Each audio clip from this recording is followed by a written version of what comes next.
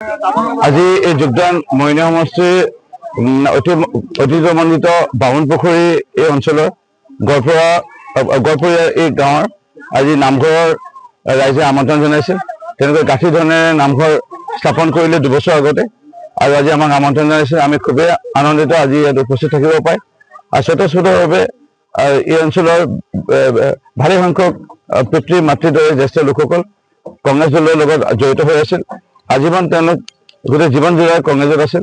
আজি উন্নয়ন দেখা পোৱা নাছিল, ৰাস্তা পদূলিও বিধ্বস্ত হৈ আছিল। পূৰ্বৰ তিয়ক বিধানসভা সমষ্টিৰ অন্তৰ্গত এই অঞ্চল নৱগঠিত মইনা সমষ্টিত বৰ্তমান, আৰু নামঘৰ বুলিবলৈও তেনেকুৱা যেনেধৰণে হয়তো হৈ উঠিব লাগিছিল, নহ'ল। যাৰ ফলত আজি ৰাইজে খুব আশাৰে আমাক মাতিছে। ৰাইজে দেখা পাইছে যে আমি এই নৱগঠিত মইনা সমষ্টিৰ দায়িত্ব লোৱাৰ পিছত এই অঞ্চলৰ কেইটা ৰাস্তা নিৰ্মাণ কৰিবলৈ লৈছোঁ। বৰ্তমান এই গাঁৱৰ অহা এটা পথ আমি নিৰ্মাণ কৰিবলৈ লৈছোঁ, নিৰ্মাণ কাৰ্য চলি আছে। ইয়াৰ পানী যোগান আঁচনি হৈছে। এতিয়া নামঘৰৰ কাৰণে আমাক অনুৰোধ জনাইছে, আমি নামঘৰৰ কাৰণে অসম দৰ্শন আঁচনি দিছোঁ। আজি স্বতঃস্ফূৰ্তভাৱে প্ৰায় 60-70 জনতকৈ অধিক আজি লোক ভাৰতীয় জনতা পাৰ্টীৰ দলত যোগদান কৰিছে। সকলোকে উষ্ম আদৰণি জনাইছোঁ আমাৰ পৰিয়াললৈ। বাবাৰ কথা মই ইমান ক'ব বিচৰা নাই, মানে পাপে চুব চুমা বাবাৰ কথা ক'লে।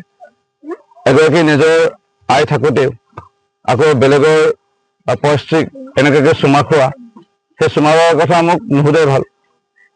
আৰু চুমা বাবাই সাৱটি দিয়া ধৰাটো, চুমা খাই লগতে সাৱটি এনেকৈ ধৰে নেকি বাৰু? এইটো এনেকুৱা নহয়। আৰু এটা তেওঁৰ সেই যিটো বিশেষকৈ মিত্ৰতা যে ভংগ হ'ল, তেওঁ যে আজি এলেঙি কৰিলে, অসমৰ ৰাইজেও শিৱসাগৰ ৰাইজেতো কৰিলেই। আৰু অসমৰ ৰাইজেও খুব কম দিনৰ ভিতৰত এই 26 চনৰ নিৰ্বাচনৰ পিছতে তেখেত ক'তো থাকিবলৈ স্থান নাপাব, মানে এলেঙি কৰিব, অন্য একো নাই। সেই চুমা বাবা আচল ছবিখন ৰাইজে এতিয়া দেখা পাইছে। আৰু 2026ত ইটি বুলি ক'লে বেয়া নহ'ব, অখিল গগৈ ইটি পৰিব। সেয়া সঁচাকৈ আনন্দিত। আৰু ইয়ে কাম কৰাৰ বাবে আমাক উদ্দীপনা যোগাইছে বা উৎসাহ যোগাইছে।